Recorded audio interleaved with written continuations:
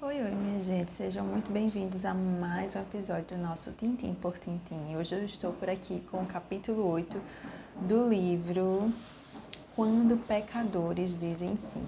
Esse aqui é o livro que estamos aí fazendo os nossos resumos, estudando juntos. E vamos ver hoje esse capítulo 8 que tem por título Graça Resoluta.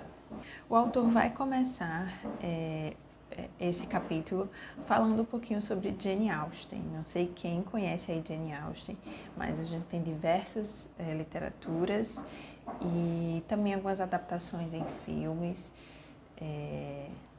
Orgulho e Preconceito, enfim, tem uma série aí de títulos que eu poderia lembrar aqui a vocês. Mas qual o ponto? O autor, ele começa o capítulo falando dos enredos, né, aí da Jane Austen.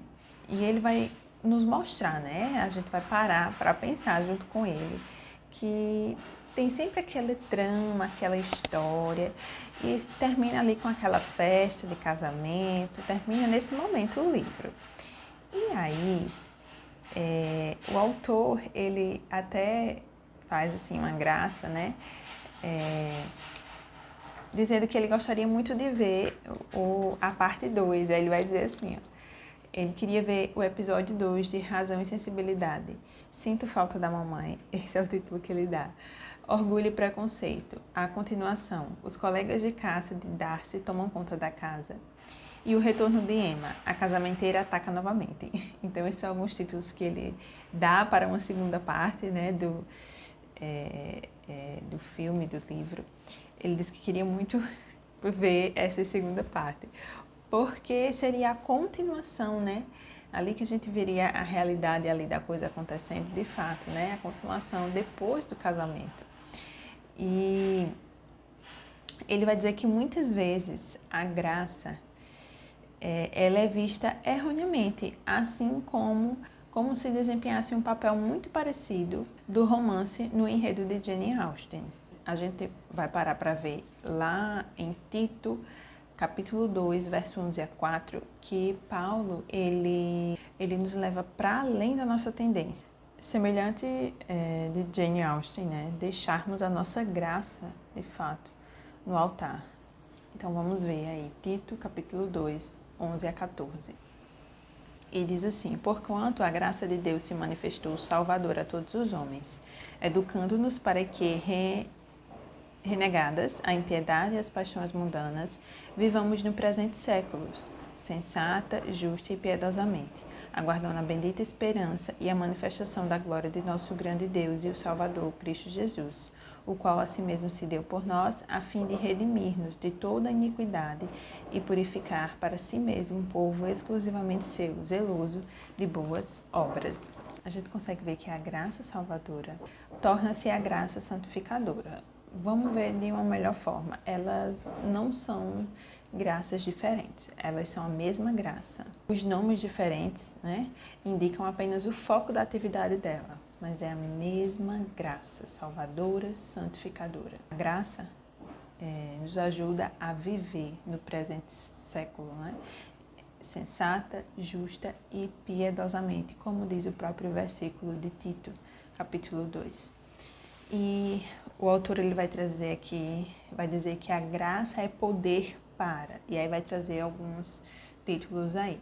Poder para renunciar o velho procedimento, poder para viver, poder para esperar e poder para querer. Então ele vai trazer tudo isso como aspectos da graça, todos esses títulos que eu falei. E ele vai dizer que essa graça ela tem que ser transmitida por nós para os outros, né? Assim como Tito ele foi instruído a isso, nós também somos instruídos a isso, a transmitir essa graça através da palavra do Senhor. E especialmente, né, ao nosso cônjuge, aquela pessoa que está ali ao nosso lado, que acorda ao nosso lado todos os dias.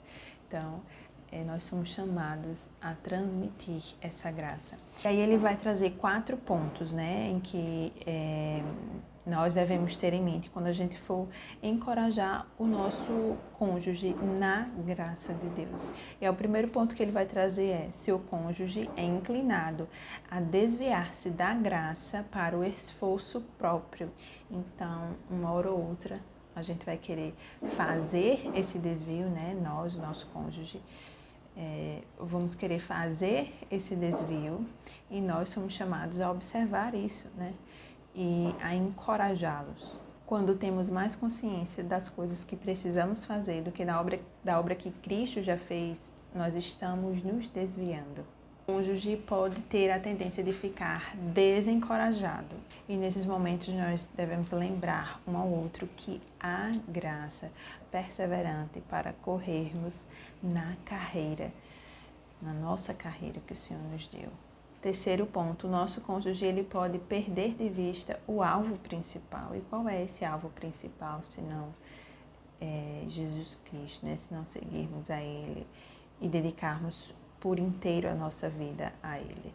Então, ninguém mais adequado para nos lembrar do nosso alvo do que aquele que está ao nosso lado, aquela que está ao nosso lado todos os dias. Quarto ponto, seu cônjuge deve ser direcionado não somente à graça, mas também àquele de quem flui toda a graça. Não somente a graça em si, mas aquele Redentor, o Senhor, o nosso Deus, de quem flui toda essa graça. Ele vai terminar dizendo assim: a graça maravilhosa, perseverante, está nos ajudando cada dia a correr a carreira do renunciar, do viver, do esperar, do querer.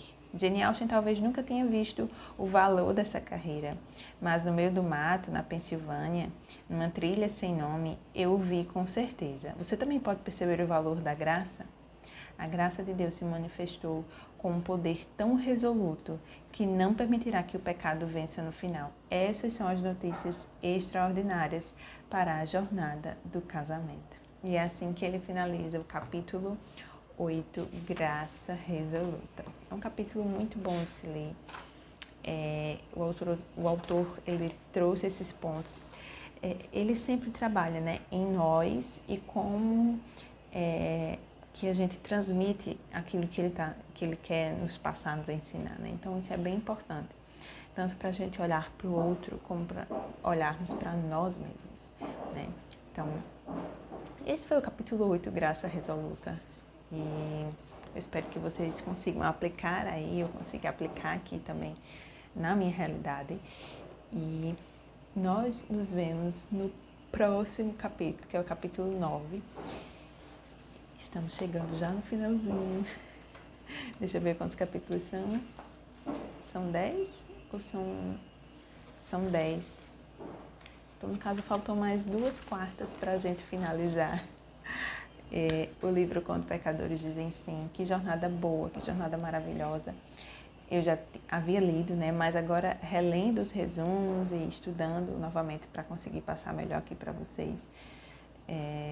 Consigo internalizar mais, aprender mais, praticar mais.